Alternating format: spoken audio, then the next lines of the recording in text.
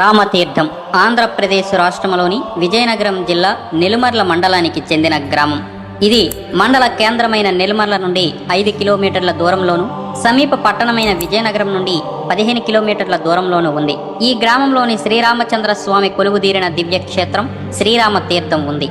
చంపావతి నది సమీపాన నెలకొన్న ఈ ధామం నీలాచలం అను కొండను ఆనుకొని విరాజిల్లుతోంది.